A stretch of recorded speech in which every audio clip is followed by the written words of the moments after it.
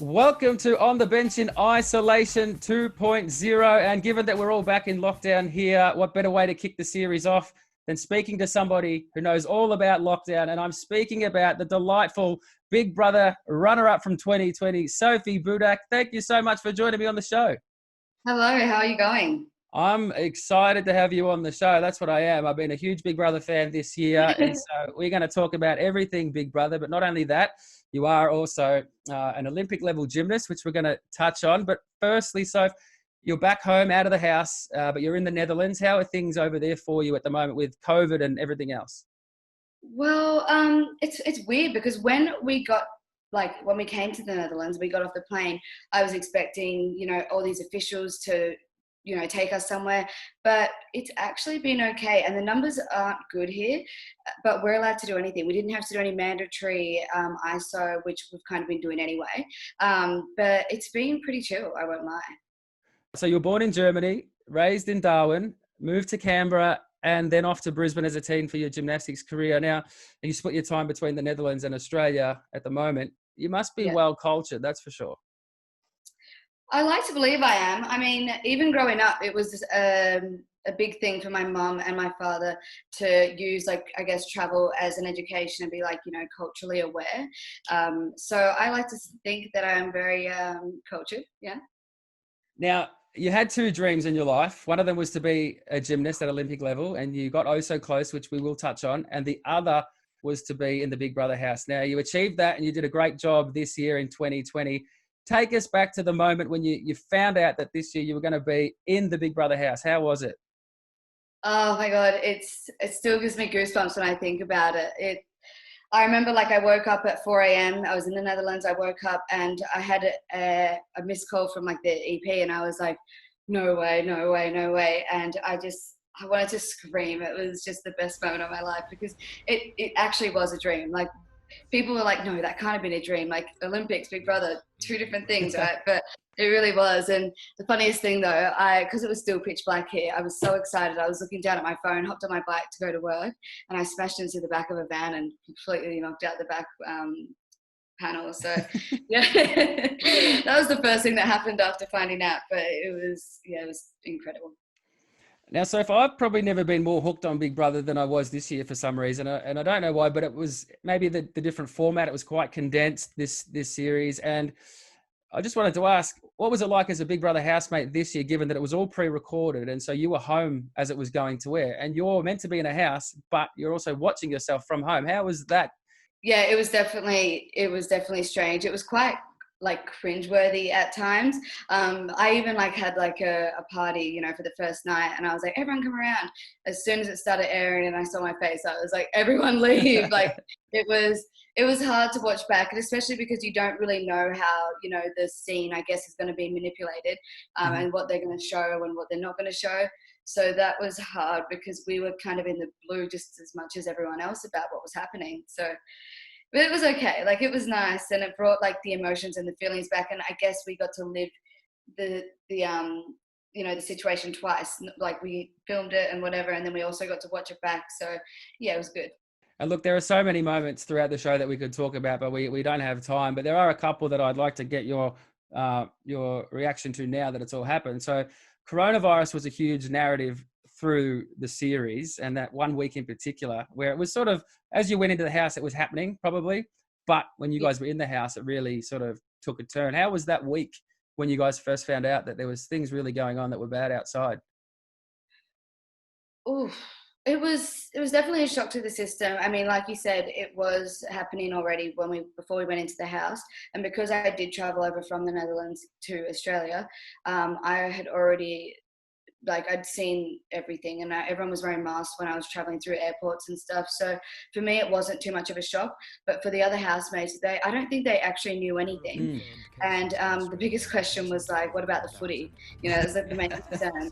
But it was stressful only because for me, I wasn't thinking about anything else but being able to actually finish, the game and continue filming and stuff like that. So yeah, that was my biggest stress, and obviously not being able to get home. Producers actually gave me the option of leaving the house on the spot or waiting it out and potentially not coming back here. So that I guess those two things were the most stressful things. But otherwise, like, it was fun. We had a bit of a pizza party for like 2 days straight.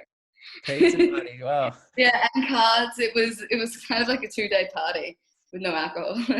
That was actually something I wanted to know. I was fascinated because lockdown alcohol's got us all through, this lockdown period. Do you have alcohol willy-nilly when you want it, or you don't get that in the house? No, I went in thinking we did because I was such a Wow. super fan. I saw before how much they consumed, but essentially we kind of checked ourselves into rehab in that regard because Yeah. there was maybe if we had like a rough night, we could have one drink each, but that was the cutoff. Yeah. Wow. Well, you probably were wishing that you did have access to alcohol because the Ginger Dread house, which was an exciting part of the show, was when you had to face your fears. And I just want to show some clips here, Sophie, of you facing your fear with a snake. Now, not only obviously that's terrifying, but your ability to shove popcorn in your mouth is pretty impressive too. Oh, I just didn't I did not want to be in there, so I was like, just shove it all out. How scared were you? What was that like in the moment?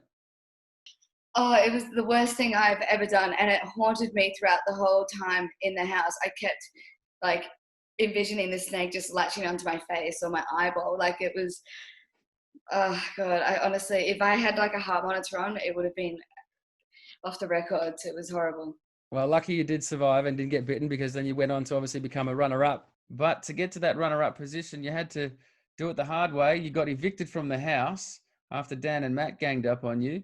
However, your eviction was only for a limited time, and then you ended up in the famous White Room, and Kieran was there waiting for you, which was another surprise. It was like, is this a joke? Like, this is not real. This is not happening. I didn't think, like, when I left the room, the eviction room, I was thinking to myself, oh my God, like, I can't, this is not how it's supposed to go. Because for me in my head, I was always going to make the final. And I was like, I can't believe this. And I was in complete shock. So when they told me to stop, or when Big Brother told me to stop, I was like, no way, surely not. And I couldn't believe it. And still, like, to this day, I can't really remember really anything that went on from there to the White Room, because I think I was in such a state of shock. But yeah, I was bloody grateful. That moment that you walked into the White Room, and it was well shot, and he was in the corner, and then the reveal of you and him peering behind you was probably one of the funniest moments on the show. And you actually had the bejesus frightened out of you. It was so funny. Watching it back, I think I've watched it at least 30 times, just that 2 seconds of him, like, it was, I just wasn't, that's another thing, I wasn't expecting it, never in a million years did I think, oh, Kieran's just going to be in some White Room out the back. Like, it was weird. Well, it was very entertaining to watch, and then it came to the crunch, and then Kieran decided to take the money, which allowed you to go back in the house, and your eyes were red and you were raging for redemption, and you almost got it, Soph. Yeah, going back in there, I was literally, there was steam coming out of my ears. I couldn't, like, I tried to talk to the boys, but they wouldn't even talk to me. They wouldn't look at me. That I was like, I can't be calm in this moment. I cannot be calm. Like, I was ready to just go to war. But yeah, I've never felt those emotions prior or since that moment. And then you went on to make the final, and the rest, as they say, is history. Now, just before we knock the Big Brother stuff on the head, I just want to play one more clip of you in the house. And these type of shows sometimes have a tendency to perhaps unfairly edit and whatnot. But this particular clip in question is one that you've said yourself 100% depicts exactly who you are. So let's take a look. Woo! Can you please edit music over this so I look cool?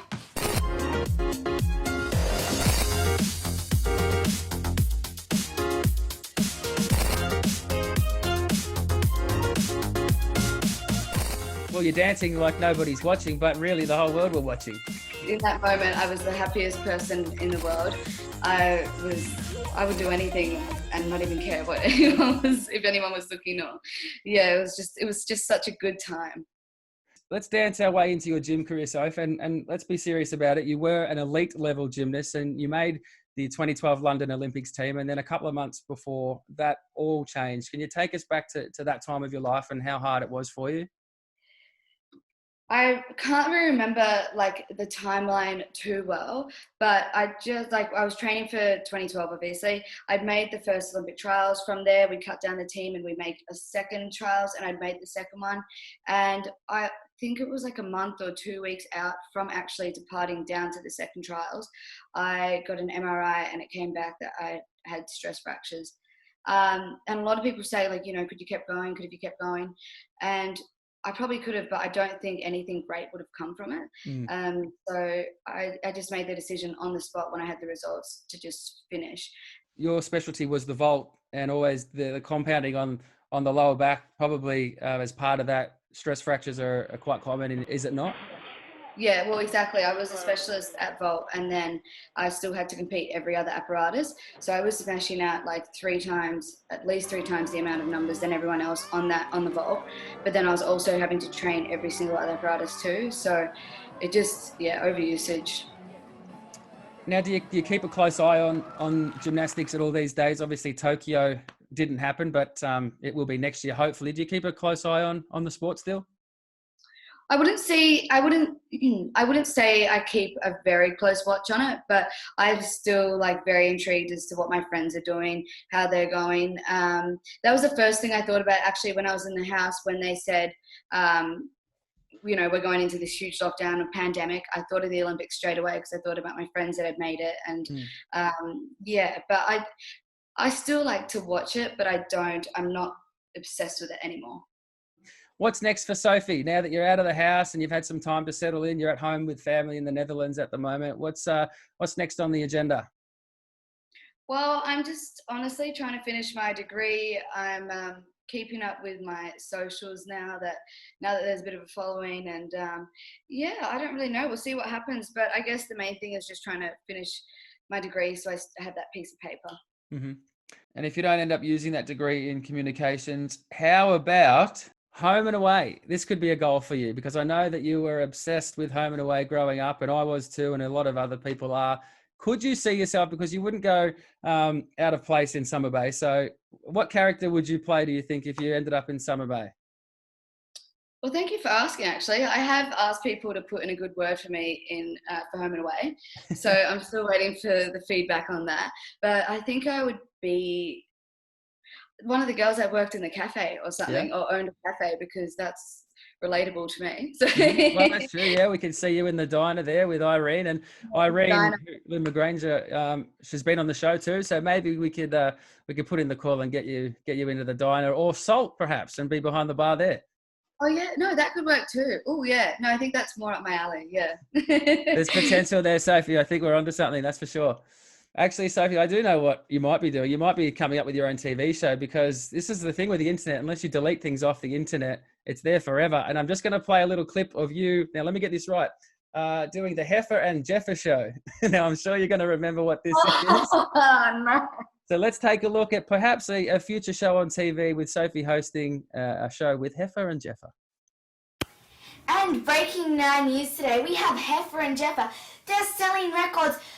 This is a multi-platinum record happening. So what's your view on the CD? It's awesome. Awesomest ever. Awesome. Rock on. What was your first theme? And Heifer? Rock on. Peace. And more breaking news updates later. Good night. You went deep. Well, there you go, Sophie. If Summer Bay doesn't work out, perhaps your own talk show. Yeah, I'm still shocked that you brought that up. Where did you find that? It's on the internet. Oh my gosh, that's gonna ruin my life. There's always skeletons. You got to remember that when you go on reality shows. Well, if those are my skeletons, then I can't complain. Could be worse. That's true. You're absolutely right.